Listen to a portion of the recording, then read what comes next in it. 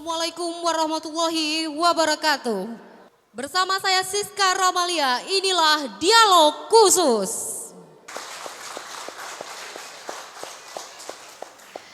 Ya pemirsa, Dialog Khusus pada malam hari ini hadir di Xavier Cafe Shop dan Resto. Saya ucapkan selamat malam dan salam sejahtera untuk para pemirsa TV Kepri di rumah. Dan para hadirin yang hadir pada malam hari ini, yang saya hormati Ketua Pengadilan Negeri Tanjung Pinang kelas 1A, Yang Mulia Dr. Fahmiron SH Hum. Selamat datang Bapak.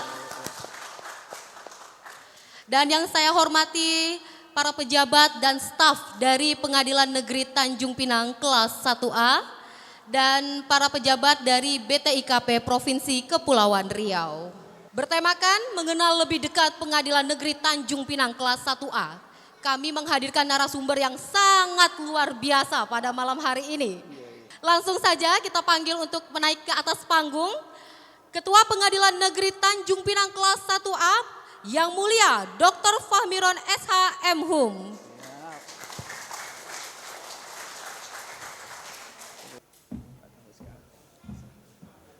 Assalamualaikum Bapak, apa kabar? Waalaikumsalam, kabar baik Ibu Siska. Alhamdulillah, sehat ya Pak ya? Alhamdulillah sehat Bu Siska. Sehat, masih semangat di tengah pandemi ini? Alhamdulillah masih semangat. Masih semangat. Apalagi ada anggota saya yang sangat luar biasa. Luar biasa, tepuk tangannya dong anggotanya. Oke, luar biasa sekali. Berbicarakan tema kita pada malam hari ini, mengenal lebih dalam Pengadilan Negeri Tanjung Pinang dalam mewujudkan badan peradilan yang agung.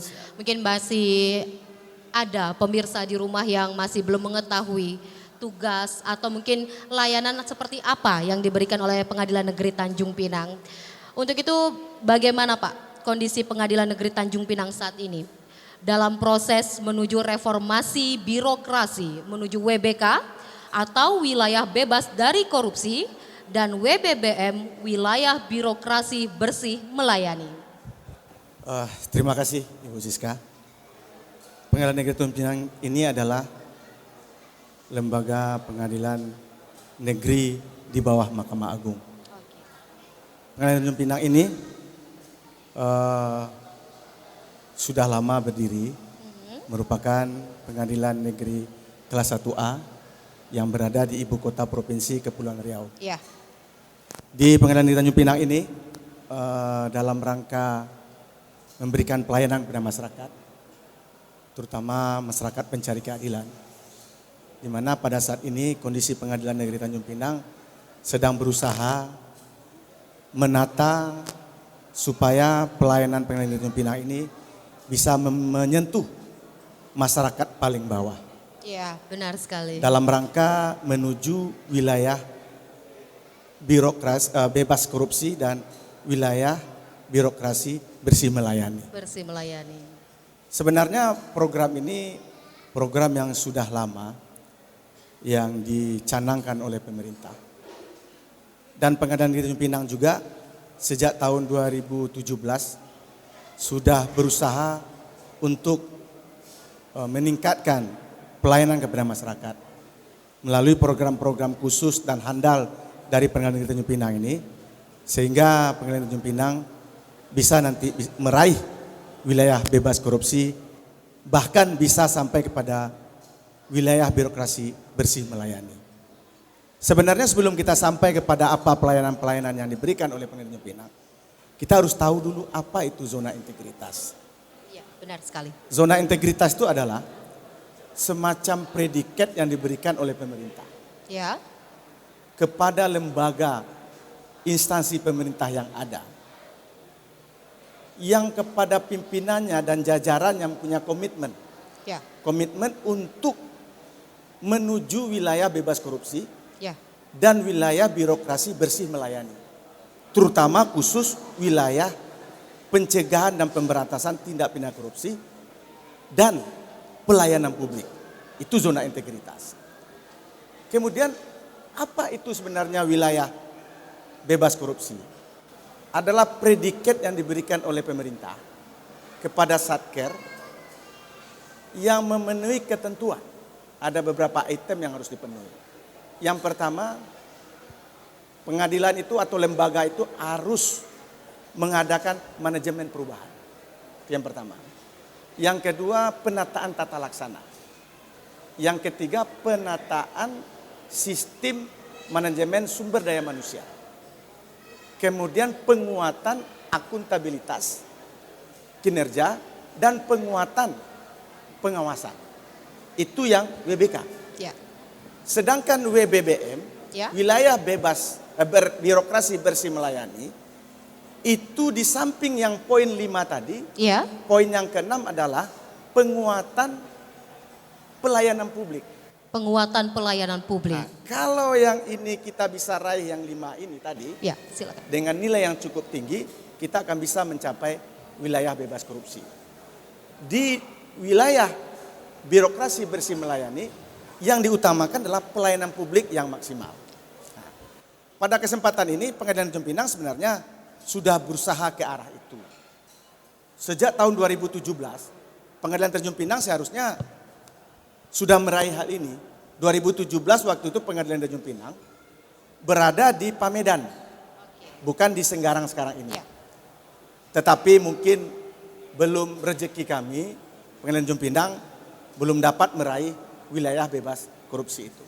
Tapi alhamdulillah sekarang ini dengan komitmen dan dukungan dari anak-anak saya, warga Pengadilan Tanjung Pinang untuk mensukseskan Pengadilan Tanjung Pinang menuju wilayah bebas korupsi. Insya Allah tahun ini kami bisa meraih wilayah bebas korupsi. Luar biasa sekali. Yakin sekali. Kenapa? Pelayanan kami dengan kekompakan. Pelayanan dengan kekompakan. Kami, ya, pelayanan dan kekompakan kami ini modal utama. Tanpa kekompakan dan kebersamaan dari kami ini, saya rasa pengadilan manapun tidak akan bisa meraih wilayah bebas korupsi maupun WBBM. Oke, baik. Itu kuncinya, Bu, kebersamaan. Kebersamaan. Saya lihat di sini potensi itu ada di Wow. Pengadilan Tanjung Pinang. Luar biasa sekali ini dipuji oleh Pak Ketua loh Bapak-Bapak. Oke. Jadi melalui kekompakan dan kebersamaan, Pengadilan Negeri Kota Tanjung Pinang kelas 1A akan mewujudkan wilayah bebas dari korupsi dan wilayah birokrasi bersih melayani. Oke, baik Bapak izin kita boleh jeda dulu? Siap. Ya, namun Pak di jeda ini yang terkenal ini Pak Hakim kita banyak yang bisa nyanyi katanya Pak. Siap. Stop Bapak. Pasti. Tadi sudah kita tampilkan Pak Wedi. Nah sekarang ada lagi yang mulia Bapak Tovan Husma Patimura SH. Iya. Oke. Tetap sini.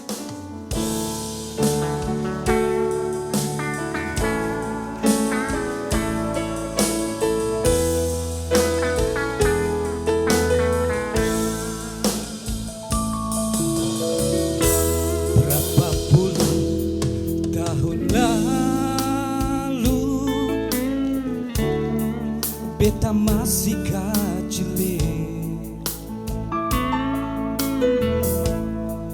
beta ingat tempo itu. Show mama gendong beta sambil mama bakar sagu, mama menyanyi syuk buju-buju. Telah sampai masa begini, beta terlalu lupa mama. Sio mama, beta rindu mau pulang. Sio mama, mama suria kurus lawang. Beta belum balas mama, mama pun capek jodoh we. Sio tete manis, jaga beta pun mama.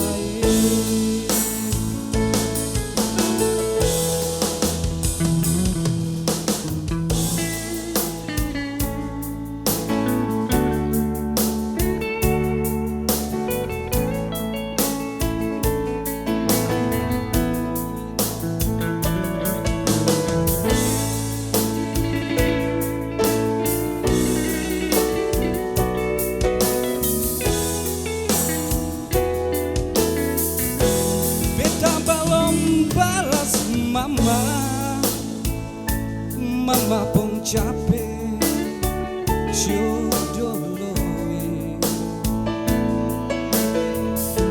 Sio tete manis, jaga beta pun mama.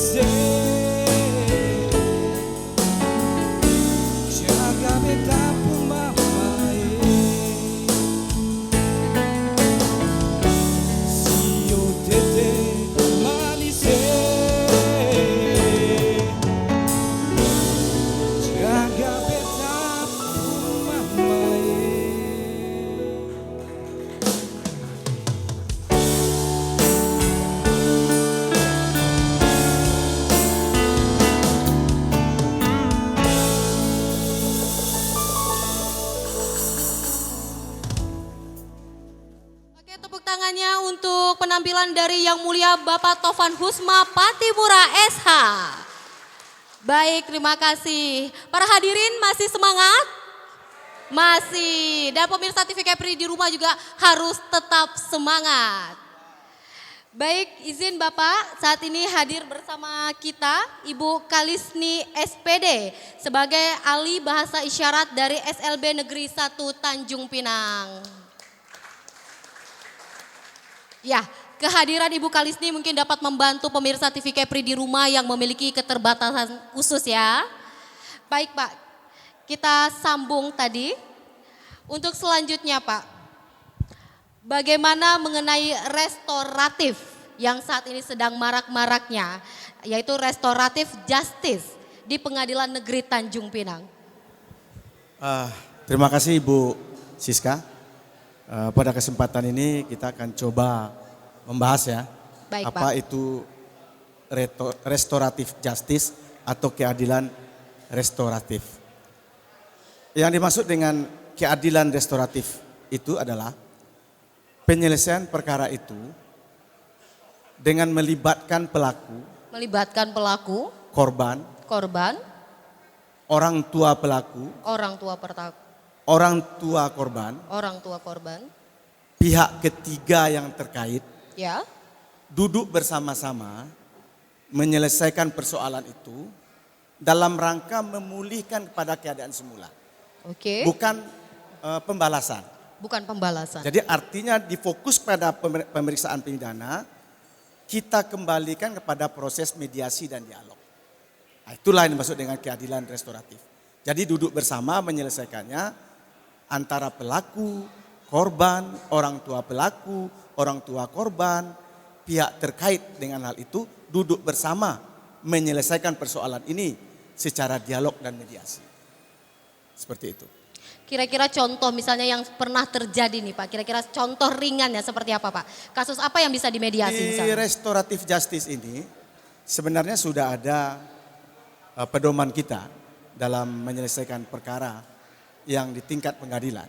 Ya, Di pengadilan itu sudah ada namanya SK Dirjen nomor 1691 ya, tahun 2020 tentang pedoman pemberlakuan restoratif justice atau keadilan restoratif. Tetapi ini SK Dirjen ini kita pending sementara dulu. ya, Rencananya Mahkamah Agung akan memperlakukan dalam bentuk peraturan Mahkamah Agung yang kedudukannya lebih kuat daripada SK Dirjen. oke, Selama ini di lembaga lain, di lembaga The Criminal Justice System, polisi, jaksa sudah menerapkan ini, program restoratif justice ini. Malah dari instansi kepolisian, kejaksaan tidak lagi membatasi hanya perkara-perkara tertentu. oke, Kalau di SK Dirjen ini kita pedomani ada 4 hal yang dibolehkan restoratif justice itu. ya, Yang pertama mengenai perkara tindak pidana ringan. Yang nilai kerugiannya di bawah Rp2.500.000.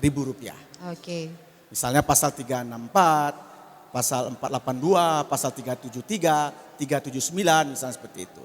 Itu penyelesaiannya itu bisa direstoratif justice-kan atau dengan keadilan restoratif. Kemudian yang kedua perkara anak. perkara anak, Di mana diatur dalam Undang-Undang nomor 11 tahun 2012. Program keadilan restoratifnya atau keadilan atau restoratif justice ini lebih ditekankan melalui proses diversi. diversi, Diversi ini sebenarnya bisa dilaksanakan di semua tingkat. Mulai dari tingkat penyidikan, di tingkat penuntutan, dan di tingkat pemeriksaan di pengadilan. Ini wajib sebenarnya ini. ya, Harapan kami di pengadilan, diversi ini bisa terlaksana di tingkat penyidikan. oke, baik, Sehingga kami kalau ini berhasil di tingkat penyidikan, ketua pengadilan tinggal mengeluarkan penetapan, ya, mengeluarkan SP3, menghentikan proses penyidikan yang dilakukan oleh penyidik.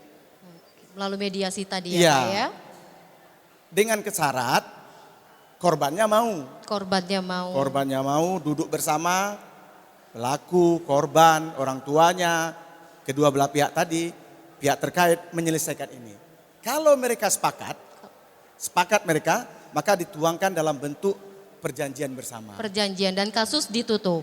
Dan keluarlah dengan surat kesepakatan diversi tadi. Oke. Dan kasus itu apabila berhasil di tingkat penyidikan, maka penyidik akan meneruskan ke pengadilan. Ya, Minta penetapan bahwa perkara ini dihentikan. perkara dihentikan. Kemudian apabila tidak berhasil, maka nanti perkara dilimpahkan kepada tingkat penuntutan.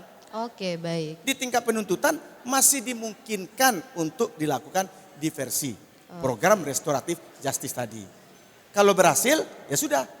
Surat kesepakatan diversi, perjanjian mereka, teruskan ke pengadilan, akan dikeluarkan lagi surat penghentian penuntutannya. Oke, dilanjutkan ke pengadilan berarti Pak ya? Kalau tidak berhasil, maka akan diteruskan Akan ke pengadilan. diteruskan. Diperiksa di pengadilan. Di tingkat pengadilan pun masih dibuka kemungkinan untuk diversi. Diversinya bagaimana? Itu tadi. Kita damaikan, kita panggil orang tuanya, pelaku, Ya. korban, pihak ketiga untuk mendamaikan. Apabila berhasil, pemeriksaan dihentikan. Dikeluarkan penetapan penghentian pemeriksaan. Oke. Selesai perkara. Dan itu harus dipenuhi oleh pihak yang telah bersepakat tadi. Telah kesepakati. Inilah kemudahan-kemudahan dalam restoratif justice ini. Di tingkat penyidik pun nampaknya di Kejaksaan Negeri Bintan Ya, sudah melakukan dalam perkara korupsi pun mereka sudah melakukan restoratif justice juga. oke baik. Kalau dikembalikan Oke, dalam tenggang waktu yang ditentukan oleh BPK, 2 bulan waktunya belum habis, uangnya dikembalikan, udah perkara selesai. oke baik. Inilah harapan. Kenapa Undang-Undang 3199, Ya, Jungto Undang-Undang 20 2001 ini, rohnya adalah pengembalian uang negara. Maka harapannya seperti itulah yang kita lihat sekarang ini. oke. Kemudian yang keempat, kemudian lagi ada yang ketiga, restoratif itu juga perempuan yang berhadapan dengan hukum. Oke, baik. Juga bisa kita restoratif justice kan. Kemudian perkara narkotika, Narkotika. seperti pengguna, penyalahguna, yang nilainya 1 kali pakai habis, Ya, nilainya di bawah 0,0 sekian, itu bisa kita restoratif justice kan. Harapan kita seperti itu, supaya tidak pengguna ini tidak dihukum. Kenapa? baik, Kalau Pak. mereka dihukum juga, ini penuh nih lembaga pemasyarakatan atau rumah tanah negara. Maka harapan pemerintah dengan mengeluarkan adanya restoratif justice untuk perkara narkotika khususnya pengguna ini akan mengurangi Iya, benar. over capacity yang ada di lembaga pemasyarakatan. Oke, baik. Maka Bapak. lembaga ini menurut saya harus kita dukung bersama. Oke. Kita sukseskan program ini dan mudah-mudahan mohon doanya peraturan Mahkamah Agung segera lahir membentuk pedoman pelaksanaan restoratif justice ini. Amin. Mudah-mudahan. Tepuk tangannya dulu pemirsa. Oke, baik. Bapak, semoga restoratif justice ini berjalan dengan sukses sehingga tidak menambah perkara di pengadilan ya Pak ya. Siap. Siap. Baik. Kami sebenarnya kunci kami di pengadilan ini. Kami ini ada perkara, tidak ada perkara. Ya kami gaji kami segitu juga Ibu. Jadi Tetap harapan siap ya, kami Pak, ya? kalau bisa diselesaikan tingkat bawah dengan program restoratif justice Benar. ini ya kita mendukung sangat ini Iya. program restoratif justice ini. Oke, baik Bapak. Nah Bapak tadi kita akan membuka sesi tanya jawab dari perwakilan masyarakat dari para hadirin kita di sini. Oke, ada hadirin yang ingin bertanya? Satu orang saja ini semangatnya. Oke, siapa lagi yang ingin bertanya? Saya nanti pilih-pilih, tapi saya mau semangatnya dulu dong. Dari sebanyak ini hanya 2 orang yang ingin bertanya. Oke, baik, saya coba melihat antusias dari Bapak yang berbaju merah. Silakan Bapak. Terima kasih. Nama saya David. Saya ingin bertanya Bapak. Seperti yang Bapak sampaikan tadi, adanya penangguhan SK Dirjen Badilum nomor 1691 tahun 2000 tentang restoratif justice. Pertanyaan saya Pak, apa dampak dari penangguhan SK Dirjen ini dalam penanganan perkara di pengadilan, khususnya di Pengadilan Negeri Tanjung Pinang? Terima kasih Pak. Baik, terima kasih Bapak David. Pertanyaannya boleh langsung dijawab Bapak. Terima kasih Pak David. Kita berikan tepuk tangan dulu lah untuk Pak David. Oke. Pertanyaan Pak David cukup bagus. Pertama tadi saya sampaikan bahwa SK Dirjen ini depending ini. Sampai nanti ada keluarnya peraturan Mahkamah Agung. Aturan yang lebih tinggi, mungkin lebih luas jangkauannya. Sehingga dengan adanya Perma ini, program restoratif justice ini bisa lebih maksimal. Pertanyaannya, apakah dengan adanya depending ini terhadap hal-hal yang disampaikan tadi, mulai dari perkara tindak pidana ringan, perkara anak, perempuan berhadapan dengan hukum, perkara narkotika, apabila ada perkara tersebut, apakah program restoratif justice atau keadilan restoratif justice itu juga terhenti? Kan begitu maksud dari Pak David. Sebenarnya kalau hal seperti itu tidak, Bapak. Tetap berjalan seperti adanya, karena masing-masingnya sudah ada aturan mainnya. Tindak pidana ringan sudah diatur dalam Perma nomor 2 tahun 2015 tentang nilai kerugian di bawah 2.500.000. Perkara 364 pencurian dalam keluarga yang ancamannya di bawah 3 bulan ke bawah dan dendanya 2.500.000 ke bawah. Ini penyesuaian nilai nominal yang ada di KUHP yang lebih kecil dikali 10.000 sehingga nilainya 2.500.000 ke bawah. Itu sudah diatur, ini masih diterapkan. Tetapi sampai saat sekarang ini saya lihat tindak pidana ringan yang nilainya di bawah 2.500.000 itu dengan era sekarang ini perkara pencurian yang di bawah 2.500.000 itu sekarang sudah mulai tidak begitu populer. Dulu awal-awalnya sangat populer. Dan itu tetap berjalan. Kalau ada perkaranya kita pengadilan tidak punya hak untuk menolak perkara yang diajukan. Seperti norma hukumnya azas ius cura novit maksudnya. Pengadilan tidak boleh menolak perkara yang diajukan kepadanya dengan alasan apapun saja. Baik undang-undang tidak ada, undang-undang tidak lengkap, tidak. Kita harus terima itu perkara. Oke. Kemudian yang kedua mengenai anak. Sudah diatur di Undang 11 tahun 2012 tentang sistem peradilan pidana anak. Mengenai restoratif justice dengan program diversinya. Sudah ada, tidak akan terhenti, tetap berjalan. Kemudian perempuan berhadapan dengan hukum, ada permanya. Kemudian narkotika, ada permanya diatur, ada SKB bersama. Dengan syarat harus ada TAT, harus ada permohonan, dia bukan pengulangan, dia tidak residivis. Nah, kan seperti itu, yang ancamannya di bawah 7 tahun, misalnya seperti itu yang diversi anak itu. Kemudian terhadap hal ini tetap berjalan. Adanya Perma ini lebih mempertegas, lebih memberikan keleluasaan kepada lembaga pengadilan menerapkan restoratif justice ini. Ini bukan hanya berlaku di internal kita, kadang-kadang lembaga lain seperti kepolisian dan kejaksaan juga akan mempedomani peraturan Mahkamah Agung ini.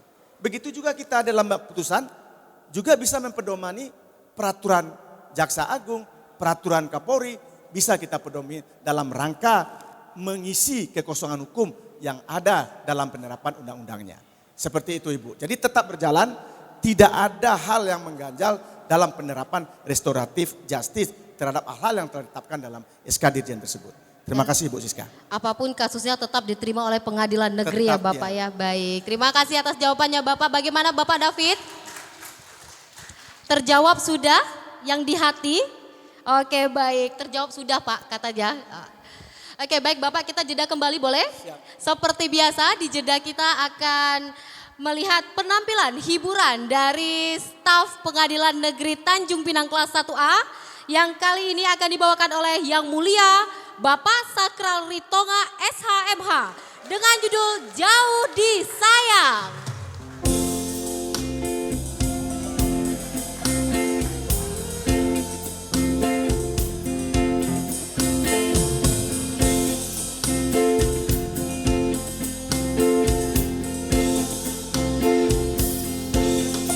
Buka hatimu pada diriku yang kini jauh dari sisimu. Kalau diriku ingat selalu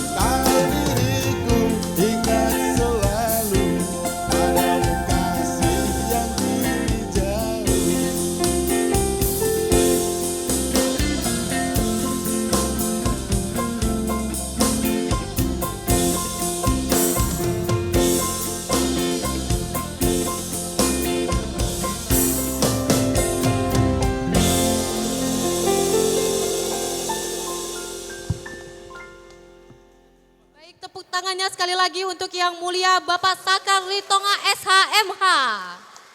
Dengan judul lagu Jauh Disayang. Bisikan dari Bapak Ketua, ini katanya Pak Sakral Ritonga ini yang disayang jauh ya Pak. Ada di Medan ya Pak. Oke, jadi pas sekali lagunya malam ini ya. Baik Bapak izin melanjutkan boleh? Oke Bu.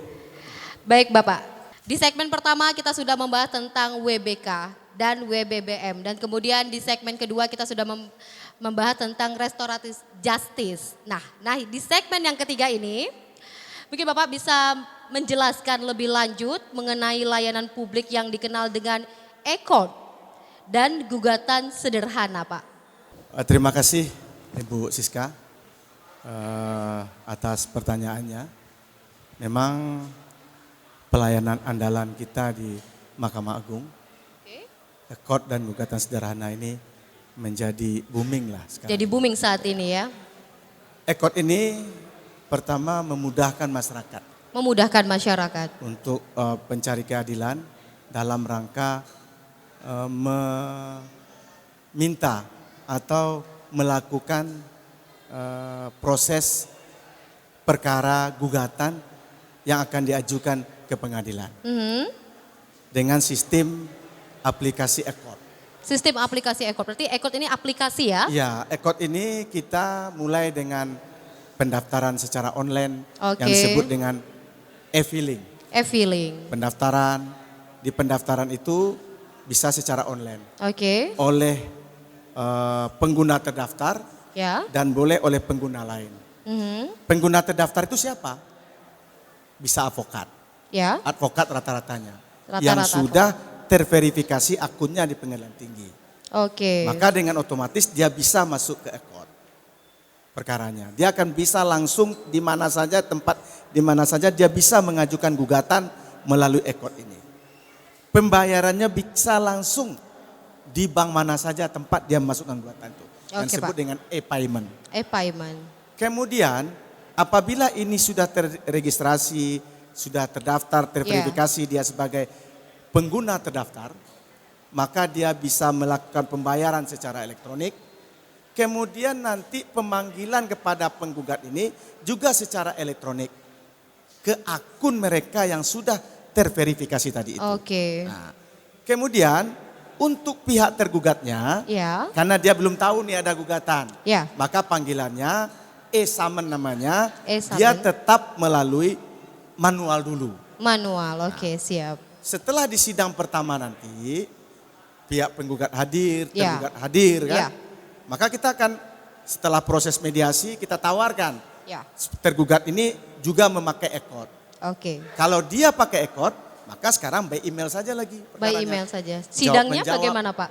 Lewat email saja, elektronik Lewat aja email lagi. juga. Nah, jawab jinawabnya itu lewat gugat Lewat saja. gugatan.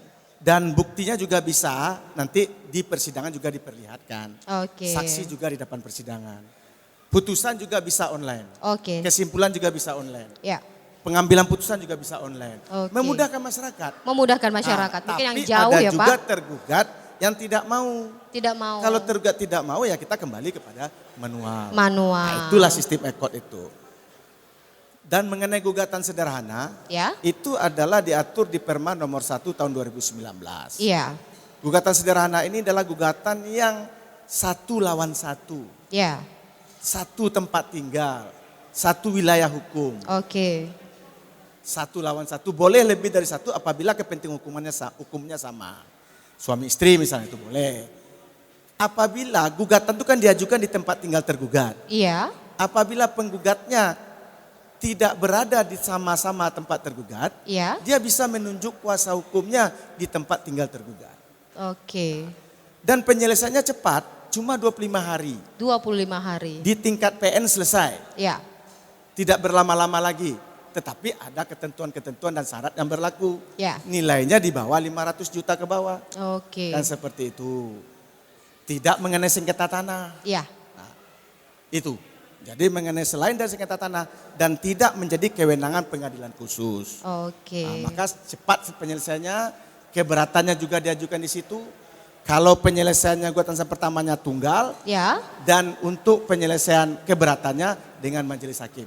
Tidak ada pemeriksaan tambahan, selesai di situ. Dan prosesnya Bisa dieksekusi. 25 hari. 25 hari selesai. Prosesnya 25 hari. Itulah pelayanan kita kepada masyarakat supaya cepat. Kalau zaman dulu Ibu, Ya, perkara itu sebelum ada gugatan sederhana, Ya. itu perkara itu sampai puluhan tahun. puluhan tahun, luar biasa. Dulu dia masih hidup, Ya, perkara sudah putus, sudah meninggal orangnya, putusannya juga belum turun-turun. oke. Nah, ini bahayanya dulu itu. Kalau sekarang tidak, perkara kalau yang perkara biasa ya, Ya. 5 bulan udah selesai. Bahkan sekarang adanya gugatan sederhana bisa Lebih 25 cepat, hari. selesai. Oke, luar biasa sekali. Tepuk tangannya para hadirin dan pemirsa di rumah. Oke, baik Pak. Sekali lagi kita membuka sesi tanya jawab untuk hadirin yang hadir pada malam hari ini, Pak. Baik hadirin, ada yang mau bertanya silahkan angkat tangannya. Oke, banyak sekali nih Pak pada malam hari ini. Saya pilih satu ya Pak. Oke, baik. Saya pilih Bapak yang berbaju batik warna coklat. Oke.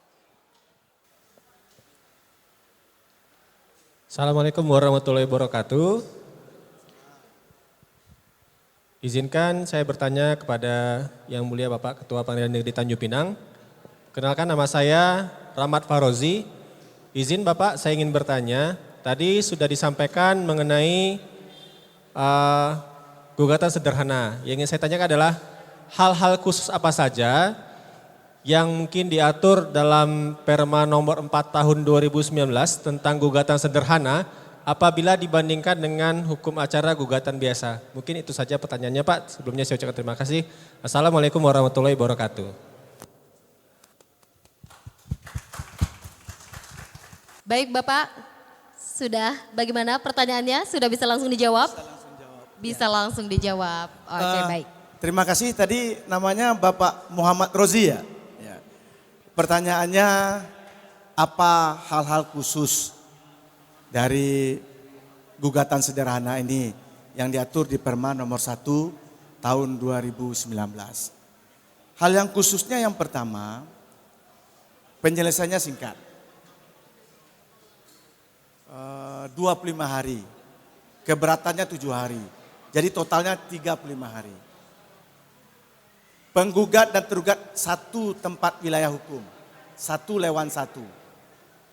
Tidak mengenai sengketa tanah. Kemudian nilai kerugiannya 500 juta ke bawah. Kemudian wilayah hukumnya satu wilayah hukum. Sama-sama berdomisili di wilayah hukum yang sama.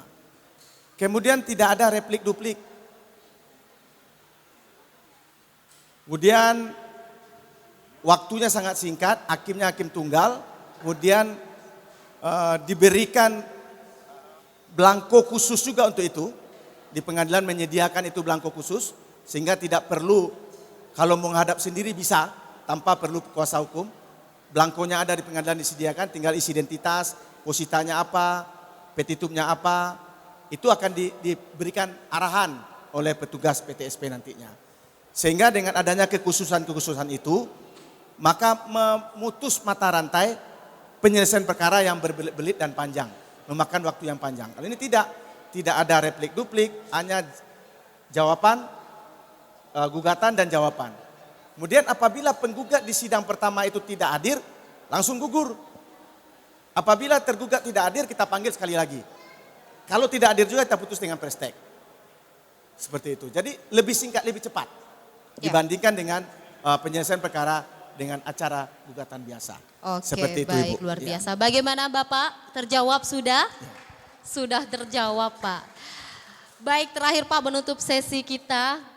Bapak bisa memberikan harapan Bapak terhadap kemajuan Pengadilan Negeri Tanjung Pinang dan himbauan Bapak untuk masyarakat Tanjung Pinang. Silakan Bapak. Terima kasih Ibu Siska. Harapan saya pada kesempatan ini saya sampaikan kepada masyarakat Tanjung Pinang, juga masyarakat Bintan, masyarakat Dabo. Kenapa saya bilang juga Bintan Dabo? Karena 3 wilayah ini masuk di wilayah hukum Pengadilan Negeri Tanjung Pinang. Harapan saya kepada masyarakat, jangan terpancing dengan apa-apa yang dijanjikan orang, orang yang tidak tahu, yang tidak ada hubungannya dengan pengadilan. Percayakan kepada kami sebagai lembaga yang menentukan jalannya sebuah proses penyelesaian sebuah perkara. Untuk itu Bapak-Bapak masyarakat Pengadilan Negeri Tanjung Pinang yang ingin menyelesaikan persoalannya di Pengadilan Negeri Tanjung Pinang, silakan datang ke pelayanan kita, yaitu pelayanan terpadu satu pintu PTSP. Di sana lengkap di depan, semua pelayannya ramah, memberikan senyum yang baik, memberikan pelayanan yang sopan, bersahaja, sehingga Bapak Ibu bisa terlayani dengan baik. Kenapa?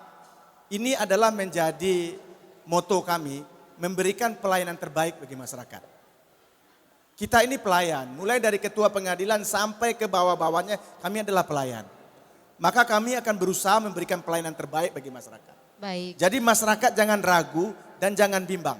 Tanyakanlah kepada orang yang lebih tahu, tanyakanlah kepada pengadilan, jangan tanya kepada orang-orang yang tidak tahu. Benar sekali. Kalau ditanya kepada orang-orang yang tidak tahu, mungkin jawabannya beragam. Yang benar bisa jadi salah, yang salah bisa jadi benar. Maka untuk itu kita berharap dukung kami. Dukung kami dalam program meningkatkan pelayanan kami kepada masyarakat menuju wilayah bebas korupsi dan wilayah birokrasi bersih melayani. Karena dengan program ini saya rasa masyarakat akan nyaman dan tentram. Kenapa? Kita berharap masyarakat datang jangan dengan keinginan kita untuk menyelesaikan sebuah perkara, memberikan tip-tip kepada petugas kami misalnya. Sehingga nanti kalau seandainya ada misteri shopper dari pihak lain dalam penilaian kami menuju WBK dan WBM ini, ya kandas sudah harapan kami. Maka harapan kami berikan kritik yang membangun, berikan kritik kepada orang yang tepat. Kami di sini sudah punya lembaga namanya juga punya humas di sini, kita punya panitra di sini, kita punya sekretaris di sini, kita punya staf-staf yang handal di sini, kami juga punya IT di sini, kita punya sekretaris di sini. Maka datanglah ke kami, datanglah kepada orang yang tepat. Ya. Jangan datang kepada orang yang salah. Kami juga punya pelayanan di sini, pelayanan namanya pos bakum, pos pelayanan hukum di situ. Bisa bertanya di situ, bisa konsultasi hukum di situ. Silakan, manfaatkan apa-apa yang ada di situ. Kami juga ada pelayanan yang lebih singkat lagi, yaitu namanya era terang sebenarnya. Minta surat keterangan elektronik tentang tidak terlibat perkara, tidak dihukum misalnya. Bisa melalui aplikasi saja. Tidak perlu datang ke pengadilan. Bisa melalui aplikasi Badilum, bisa melalui aplikasi PN Tanjung Pinang. Daftarkan, registrasi dulu, berikan apa-apa syarat-syaratnya, kita verifikasi, sudah memenuhi syarat, kita cetak, kemudian oleh masyarakat cetak lagi, bawa ke pengadilan kita berikan yang aslinya. Tidak memakan waktu yang lama, tapi masyarakat mau mudah tidak tahu malah lebih lama. Baik. Dengan datang ke pengadilan kepada orang yang tepat, insya Allah akan memberikan pelayanan yang baik Pengadilan Tanjung Pinang. Baik, terima Itu harapan kasih ke depan. Bapak. Terima kasih. Assalamualaikum Semoga warahmatullahi dengan adanya tayangan ini masyarakat lebih dekat ya Pak ya, lebih dekat, lebih mengenal lagi Pengadilan Tanjung Pinang. Baik Bapak, saya mengucapkan terima kasih atas waktunya, untuk Bapak sehat selalu dan sukses selalu. Nah ini yang luar biasa sekali, tepuk tangannya dulu dong.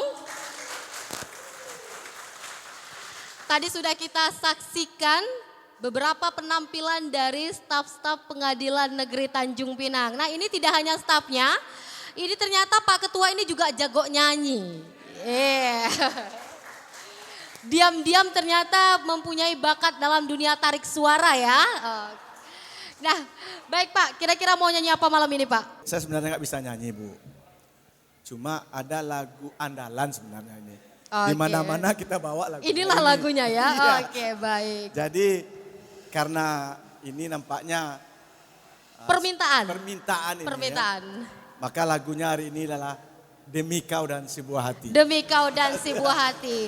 Ya pemirsa, mengakhiri dialog khusus kita pada malam hari ini, inilah penampilan dari Ketua Pengadilan Negeri Tanjung Pinang kelas 1A yang mulia Dr.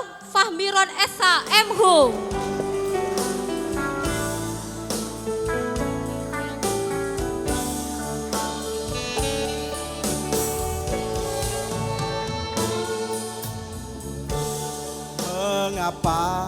harus begini. Tiada lagi kehangatan. Memang ku sadari sering ku tinggalkan kau seorang diri.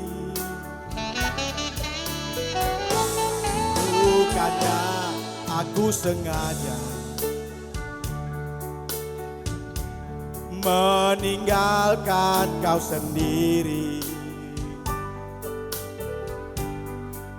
Aku menyadari bukan sandiwara kasihmu kepadaku. Tiap malam engkau ku tinggal pergi. Bukannya aku sengaja. Demi kau dan si buah hati, terpaksa aku harus begini. Tiap hari hingga malam berakhir, ku tahu kau tersiksa karena diriku. Sejujurnya aku katakan, tiada satu pengganti dirimu.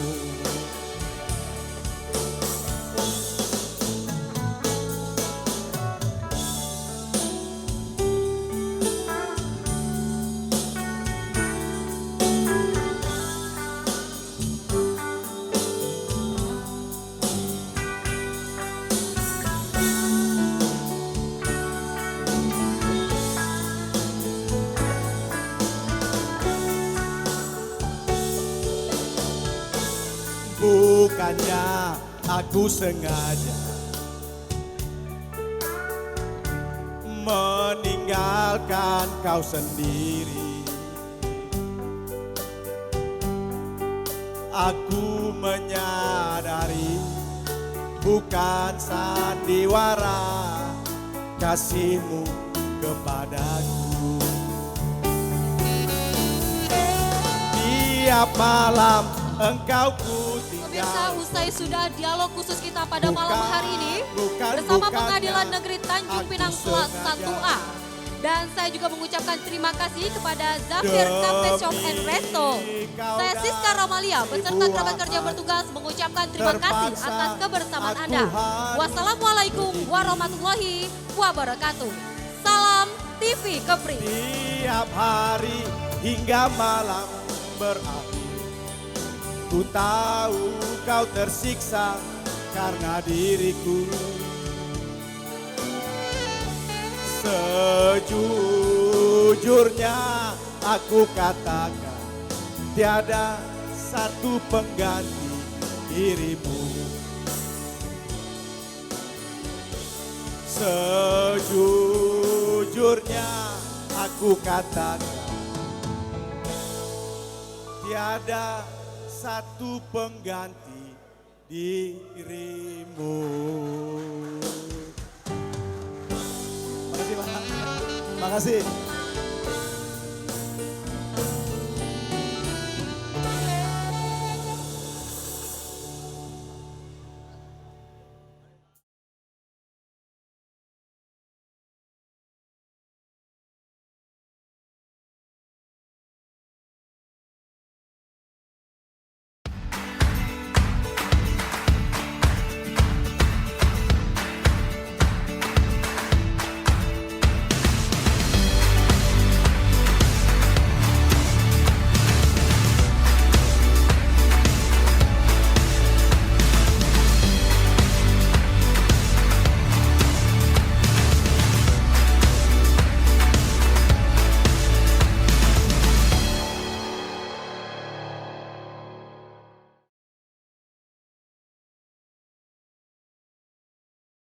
Memberikan informasi langsung dari narasumber terpercaya, berbicara secara fakta dan akurat, para narasumber yang ahli di bidangnya, mengupas tuntas permasalahan yang terjadi, memberikan solusi dan informasi di setiap pertemuan. Berbagai tema menarik seputar Kepulauan Riau dikemas secara hangat dalam Bincang Cerdas hanya di TV Kepri.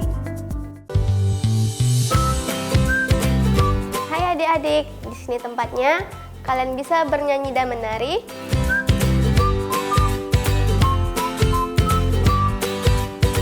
Bermain dan belajar bersama. Juga menggambar serta mewarnai bersama. Jangan lupa ya, saksikan terus Bintang Kecil hanya di TV Kepri. Memberikan informasi secara akurat dan mudah dipahami. Mengabarkan secara langsung dari sumbernya. Rangkum secara mendidik Seputar Kepulauan Riau. Kita saksikan kabar Kepri selengkapnya. Menyampaikan kabar seputar Kepri. Kabar Kepri hanya di TV Kepri. Rangkuman berita terhangat dalam sepekan. Kepri Sepekan kembali hadir temani akhir pekan Anda. Memberikan informasi yang aktual dan terpercaya. Kepri Sepekan hanya di TV Kepri. menampilkan budaya Kepulauan Riau dari kesenian maupun adat istiadat. Jadikan budaya Kepulauan Riau sebagai bunda tanah Melayu.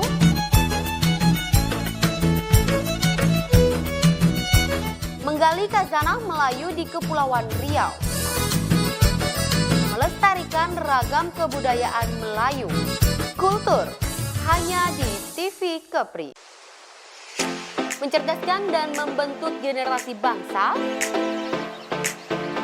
Menampilkan kreativitas dan keunggulan di bidang seni. Mengulas prestasi seputar bidang akademik dan non-akademik. Kerja dengan ikhlas, berprestasi maupun dari segi perilakunya. Profil pendidikan hanya di TV Kepri. Memberikan informasi langsung dari narasumber terpercaya. Berbicara secara fakta dan akurat. Para narasumber yang ahli di bidangnya. Mengupas tuntas permasalahan yang terjadi. Memberikan solusi dan informasi di setiap pertemuan. Berbagai tema menarik seputar Kepulauan Riau dikemas secara hangat dalam Bincang Cerdas hanya di TV Kepri. Hai adik-adik, di sini tempatnya. Kalian bisa bernyanyi dan menari.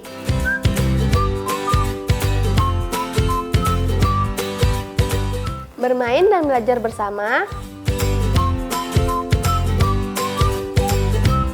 Juga menggambar serta mewarnai bersama. Jangan lupa ya, saksikan terus Bintang Kecil hanya di TV Kepri. Memberikan informasi secara akurat dan mudah dipahami. Mengabarkan secara langsung dari sumbernya.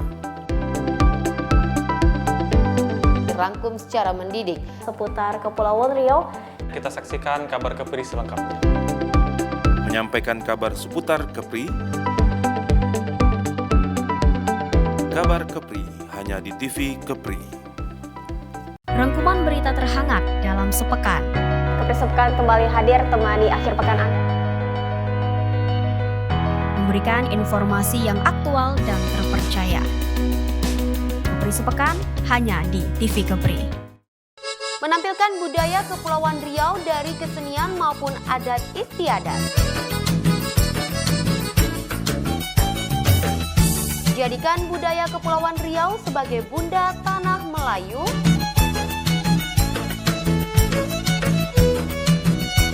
Menggali khazanah Melayu di Kepulauan Riau.